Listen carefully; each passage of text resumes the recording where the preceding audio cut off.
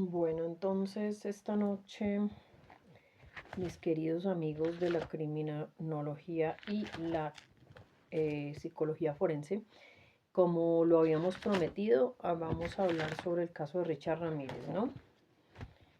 Yo sigo pues con mis apuntes, ¿no? Yo tengo mi cuadernito porque es que, perdón, pero es que si yo no veo las cosas escritas, yo creo que yo tengo HDH,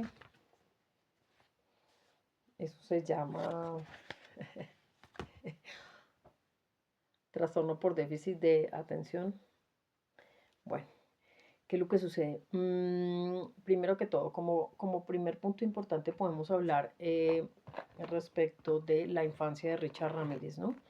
Nosotros sabemos que nació hacia alrededor de 1960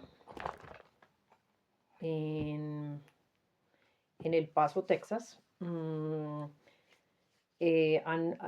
Digamos, hay biografías que se han hecho sobre su vida en la cual se dejó claro que la madre estuvo expuesta a sustancias tóxicas en el trabajo mientras estaba embarazada de Richard. Mm, Aparte de esto, cuando tenía 4 años, sufrió un golpe en la cabeza en el cual quedó inconsciente y después, hacia los 6 o 7 años, creo que recibió otro golpe en la cabeza, producto de un accidente y quedó inconsciente también. Em, el padre era un padre violento y era abusivo con la familia y con los hijos. Mm, y pues en este sentido, Richard se sentía completamente desconectado de la relación con su padre. Nunca tuvo un modelo a seguir, ¿no? Que fuera verdadero, amoroso, firme, que lo acompañara. Pues desafortunadamente es como que fue un hombre que no tuvo oportunidad, no tuvo ninguna oportunidad. Em, a medida que fue creciendo, pues iba manifestando comportamientos violentos, ¿no? Incluso se habla de ataques epilépticos que tuvo. Y pues también tuvo un primo eh, que tuvo mucha influencia en su vida, que fue Mike, fue un hombre que combatió en la guerra de Vietnam, pero pues Mike era un asesino, era un psicópata. Y pues Richard se vio expuesto a su comportamiento, a las enseñanzas que le dio y a unas imágenes de mujeres que torturó, imágenes de Vietnam, ¿no? De la guerra de Vietnam.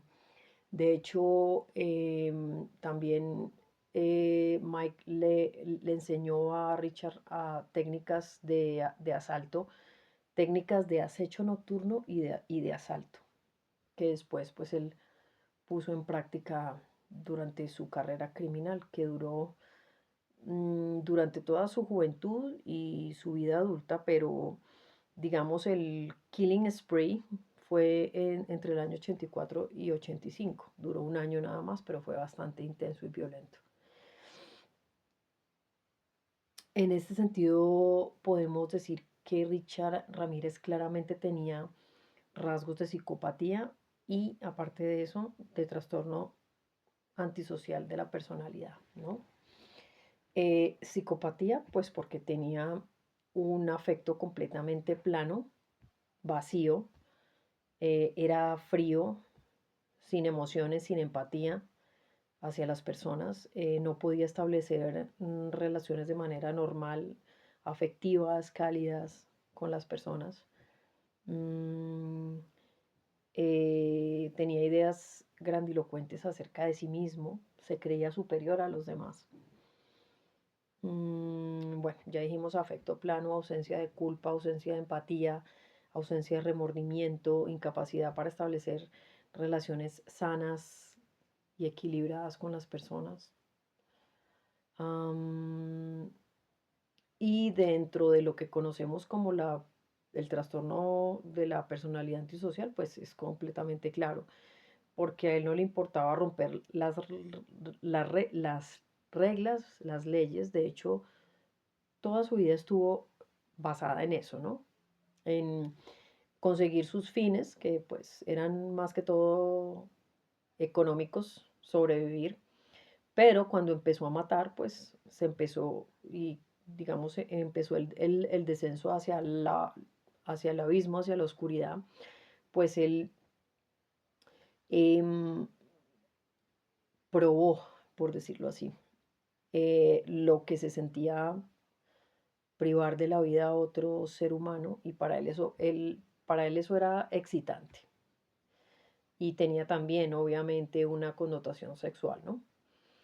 Mm, Vemos también que pues en su comportamiento él empieza a desarrollar o empieza a manifestar el gusto hacia el satanismo, ¿no?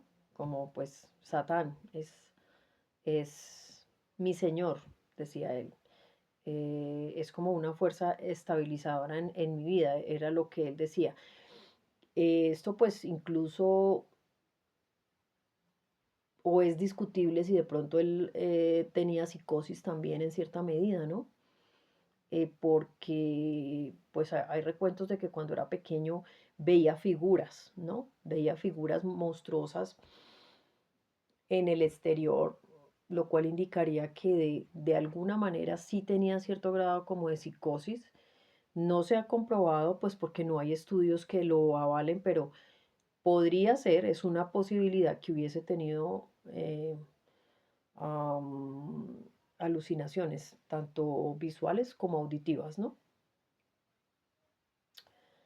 Mm, bueno, dentro de su modus operandi, pues encontramos diversas formas de matar. Utilizaba diferentes armas, pistolas, revólveres, cables de teléfono, machetes, golpes. Mataba a sus víctimas a golpes o con cuerdas también, ¿no? Em, en esto era bastante versátil, ¿no? En su manera de matar. Mm, Él dejó una huella dactilar en una de las escenas que se pudo recuperar, pero no había con qué hacer cotejo en ese entonces porque el sistema IAFIS de Estados Unidos se creó mucho tiempo después, no estaba todavía bien constituido, no estaba estructurado, no estaba alimentado, y él no había cometido en ese entonces un crimen, no había cometido crímenes significativos que hubieran implicado que había registro de sus huellas dactilares, ¿no? Pues porque antes de que empezara a matar, pues robaba carros, vendía drogas y le robaba a la gente, pero pues más allá de eso no sucedía hasta que asesinó a su primera víctima, ¿no? Es importante recordar que fue una huella de sus zapatos característicos que él cargaba, que eran los zapatos Avia, que era una marca de tenis que se había comercializado en ese momento en Estados Unidos. Eso fue lo que también permitió ubicarlo, porque no era muy común. Entonces, eso permitió ubicarlo en varias de las escenas del crimen. Desde el punto de vista criminológico, interesante el tema de la ofoscopia, ver cómo mm, esta persona, pues, am, o ver cómo se pudo identificar a una persona por una huella de un zapato, ¿no? Es lo que conocemos como ah, em, eso se llama lofoscopia, está dentro de lo que se conoce como lofoscopia. Bueno, vemos que pues dentro de su actual criminal tenía un odio exacerbado hacia las mujeres, tal vez porque pues no las podía tener o no podía relacionarse con ellas de manera normal, lo cual desarrolló este odio hacia ellas. Su violencia hacia las mujeres era particular. Muchas veces en esto se parecía un poco a BTK, ¿no? Abusaba de las mujeres mientras que las parejas estaban vivas.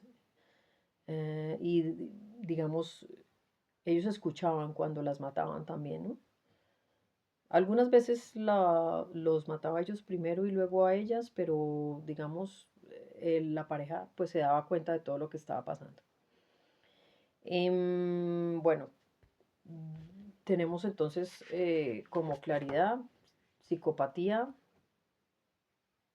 o, trastorno antisocial de la personalidad y podríamos hablar de psicosis. ¿Por qué? Por todas estas ideas mixtificadas que tenía acerca de una fuerza supranatural como lo era Satán, ¿no? Em, Hasta cierto punto se pregunta uno, bueno, ¿esto fue producto de una alucinación o es una racionalización que él hizo? Digamos, es interesante hablar de esto porque pues hay registros de que cuando él era pequeño veía cosas, veía formas, ¿no? Am, entonces, digamos, uno puede pensar, no, pero pues cuando era grande, bueno, y fue de hecho una estrategia que utilizó muchas veces cuando los periodistas lo interrogaban, pero ¿tú por qué hiciste esto? ¿Por qué asesinaste a estas personas de esta manera tan violenta? ¿Por qué?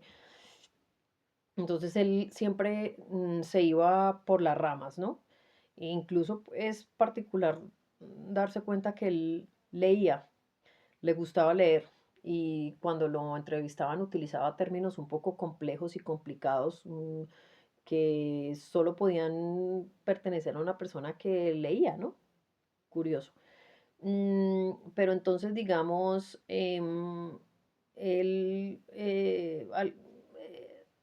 puede también ser una estrategia en la cual racionalizo porque digo, no, es que todo el mundo es malo y los crímenes que se cometen o que se han cometido en la historia son brutales y la sociedad es violenta y la gente comete muchos actos violentos todos los días, a toda hora, yo no soy el único, no soy el único que los comete. Es como que nunca tomó la responsabilidad de todo lo que hizo, ¿no?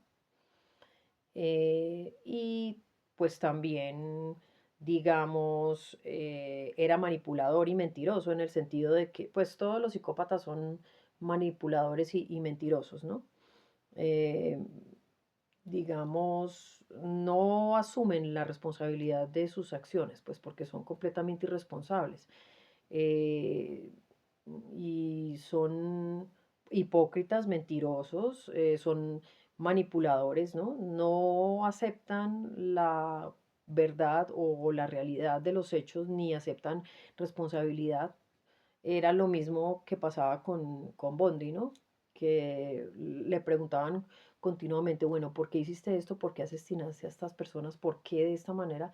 Y él se iba siempre como por las ramas, ¿no? No, es que la sociedad es violenta, es que la pornografía, es que yo no soy el único violento, es que los políticos son deshonestos, es que la gente, los asesinos, la gente de las empresas, los policías, los ladrones, los otros criminales, en las familias hay mucha violencia intrafamiliar. Es como si si se fueran por las ramas y nunca asumieran la responsabilidad de sus actos, pues de sus acciones. Esto casi nunca pasa y lo vemos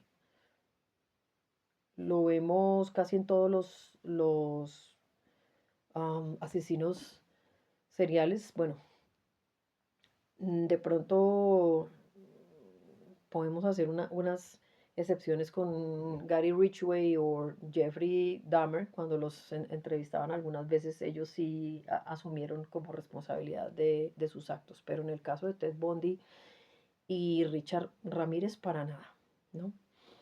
Bueno, básicamente esto es lo que teníamos que decir. Este es el perfil y el video sobre Richard Ramírez. Por favor, comenten, compartan, díganme qué caso quieren ver. Y estoy preparando el perfil psicológico de Amy Winehouse. De pronto hacia el fin de semana lo subo. Gracias.